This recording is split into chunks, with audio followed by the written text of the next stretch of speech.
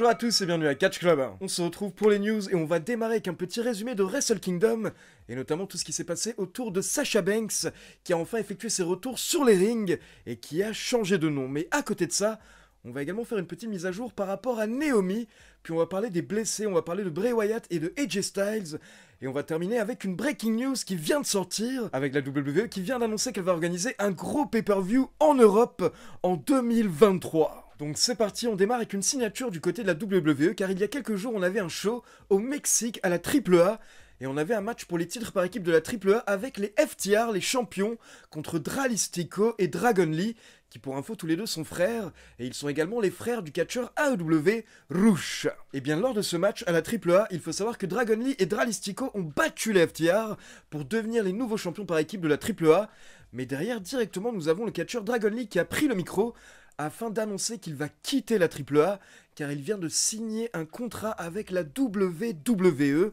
et donc il va rejoindre la fédération lors des prochaines semaines. Et depuis nous avons eu quelques détails, donc d'abord Dragon Lee a déclaré qu'il vient à la WWE notamment grâce à Finn Balor, car il y a quelques mois apparemment Finn Balor l'a contacté en lui disant « Tiens, est-ce que ça t'intéresserait de venir à la WWE ?» Et forcément, Dragon Lee a répondu oui. Et donc d'après les médias américains, ces dernières semaines, la WWE a tenu des try-outs, une session de recrutement, où elle avait invité Dragon Lee, mais également son frère Dralistico, afin de les tester tous les deux. Et donc apparemment, à la fin des tests, la WWE a uniquement proposé un contrat à Dragon Lee. Et donc toujours d'après les médias américains, Dragon Lee va bientôt faire ses débuts à NXT, donc ça devrait se faire courant janvier ou au plus tard lors du mois de février. Et apparemment, Dragon Lee va devenir la superstar avec le plus gros contrat à NXT, donc la superstar la mieux payée de la branche de développement de la WWE, surtout depuis le départ de Mandy Rose. Et donc justement, en parlant de Mandy Rose, je vous expliquais récemment que d'après son agent, Mandy Rose pourrait gagner $1 million grâce à sa page Fantime en décembre 2022. Et bien sachez qu'il y a quelques jours, Fantime a félicité Mandy Rose sur Instagram en disant que Mandy Rose a bien gagné $1 million en décembre depuis qu'elle a été virée par la WWE. Donc c'est tout de même assez incroyable. On passe à Wrestle Kingdom 17 qui a eu lieu hier le 4 janvier 2023. Et pour info, hier soir on s'est retrouvés sur Twitch et j'ai fait un long live, un gros débrief avec tous les résultats complets du show. Et le replay est disponible sur ma chaîne Twitch, donc n'hésitez pas à le checker. Mais là on va simplement revenir sur quelques faits marquants, notamment des changements de titre. Donc d'abord, il faut savoir que les FTR ont perdu lors de Wrestle Kingdom face à Bishamon. Et donc FTR ne sont plus les champions par équipe de la New Japan. Et il faut également savoir qu'il y a quelques jours, ils ont perdu les titres par équipe de la AAA, et quelques jours avant ça, ils avaient perdu les titres par équipe de la ROH face aux Briscoes.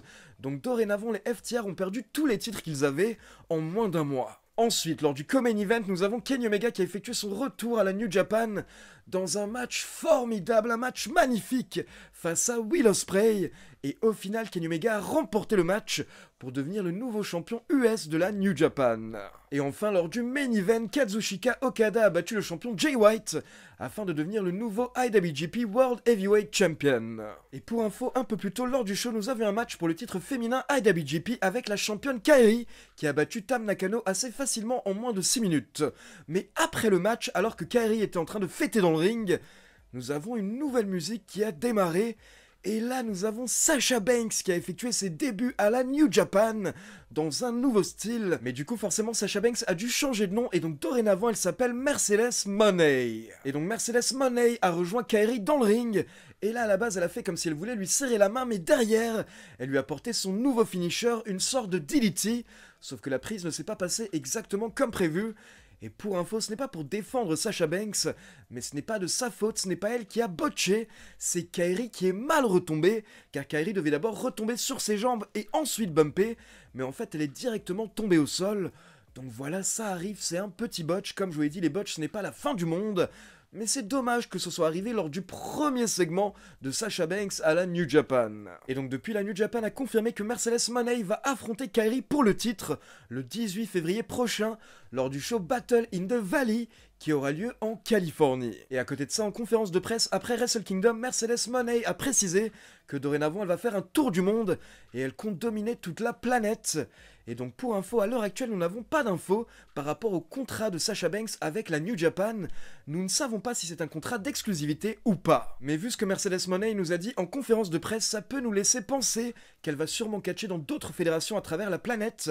et qu'elle n'a pas un contrat d'exclusivité avec la New Japan, mais comme je vous l'ai dit, on attend une confirmation par rapport à son contrat. Car par exemple, la semaine prochaine, du côté de la AEW, on doit avoir un match par équipe avec Britt Baker et Jamie Hayter contre Saraya, donc Paige, et une partenaire mystère, et beaucoup de personnes supposent que ça va être Mercedes Moné. Alors que pourtant hier soir lors de AEW Dynamite, Saraya nous a clairement annoncé que sa partenaire sera Toni Storm, mais on n'y croit pas vraiment. Sachant qu'en plus hier soir lors de AEW Dynamite, on a eu une petite interview de Britt Baker et de Jamie Hayter, et là Britt Baker a précisé que c'est elle de boss, et derrière elle a fait un petit clin d'œil, donc ça peut nous laisser penser que peut-être que Mercedes Moné sera bien la partenaire de Saraya la semaine prochaine. Et pour info, il faut savoir que Mercedes Moné n'était pas seule lors de ses débuts à la New Japan, car plusieurs superstars étaient venus la soutenir en coulisses, et on avait notamment Naomi qui avait effectué le déplacement et qui était présente sur place au Tokyo Dome, mais également Bayley qui était présente à Raw lundi soir, et derrière elle a pris l'avion pour rejoindre Tokyo pour être aux côtés de Sasha Banks. Et on peut également noter que Kalisto aka Samurai Del Sol était présent en coulisses lors de Wrestle Kingdom pour soutenir Sasha Banks, car c'est un bon ami à elle et que de toute manière il était présent au Japon, car il était à la DDT quelques jours plus tôt. Et donc on enchaîne avec une petite mise à jour par rapport à Naomi, et c'est une rumeur à l'heure actuelle qui vient du journaliste américain Brian Alvarez qui vient de déclarer que d'après lui, Naomi va effectuer son retour à la WWE, et c'est quasiment certain d'après lui et d'après ses sources. Par contre, Brian Alvarez n'a pas pu nous donner plus de détails, mais en tout cas, sachez que selon lui et donc selon le Wrestling Observer, Naomi devrait bien revenir à la WWE et elle ne va pas suivre Sasha Banks en dehors de la fédération. Ensuite, on enchaîne avec les blessures, et donc la semaine dernière, la WWE tenait un show au Madison Square Garden, et lors de ce show, Bray Wyatt a effectué son retour sur les rings, et il a affronté et battu Jinder Mahal. Mais par contre, après le match, les fans ont filmé des vidéos où on peut voir Bray Wyatt qui déclare aux fans au premier rang qu'il s'est cassé un doigt pendant le match. Mais donc heureusement, ce n'est pas une blessure très grave et donc normalement, Bray Wyatt ne devrait pas être absent. Mais par contre, on a une blessure plus grave du côté de AJ Styles, car la semaine dernière, toujours en live event, AJ Styles s'est blessé au pied.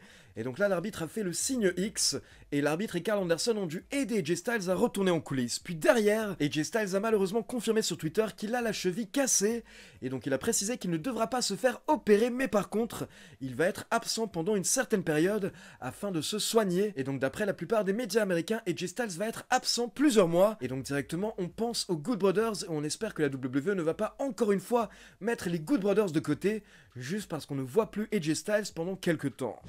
On enchaîne avec une énorme breaking news qui vient juste de sortir. Alors il y a quelques heures, la WWE vient d'annoncer que le pay-per-view Money in the Bank aura lieu en Europe en 2023.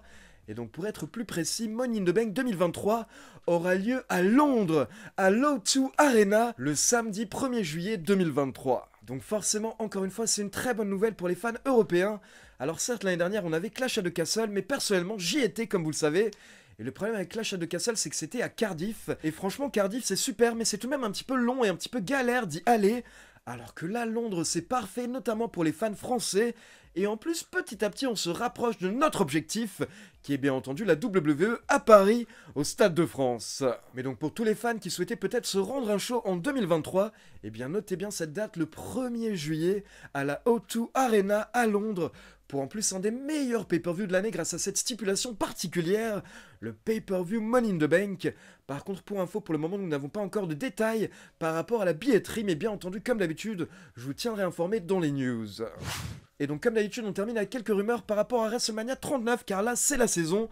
On se rapproche du Royal Rumble et on est en plein sur la route vers WrestleMania. Et donc sachez que les dernières rumeurs nous viennent de deux sites, le Wrestling Observer et WrestlingNews.co, qui disent que d'après leurs sources, la WWE souhaiterait que le main event de la nuit 2 soit Roman Reigns contre The Rock. C'est bien entendu ce qui est prévu, ce qui est espéré par la fédération depuis des mois. Mais si jamais The Rock n'est pas disponible à ce moment-là, alors le main event de la nuit 2 serait Roman Reigns contre Cody Rhodes. Et à côté de ça, d'après ces deux sites, lors de la nuit 1 de WrestleMania 39, on pourrait avoir un autre très gros main event avec Seth Rollins, soit contre Drew McIntyre, soit contre Cody Rhodes. Et la petite particularité par rapport à cette rumeur, c'est que ça pourrait être un match pour un titre mondial. Ce qui voudrait dire que d'ici WrestleMania 39, soit Roman Reigns perdrait un de ses titres, soit la WWE pourrait potentiellement créer un autre titre de champion du monde à côté des titres que Roman Reigns possède actuellement. Mais attention, Dave Meltzer précise clairement que ce sont des rumeurs à l'heure actuelle, et de son côté, il ne croit pas vraiment à la création d'un nouveau titre.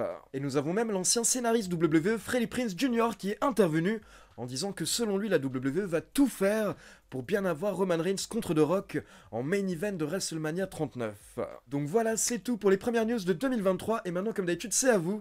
N'hésitez pas à me laisser vos avis dans les commentaires, et n'oubliez pas de liker la vidéo, de vous abonner à la chaîne et de cliquer sur la petite cloche pour être informé de la sortie des prochaines vidéos.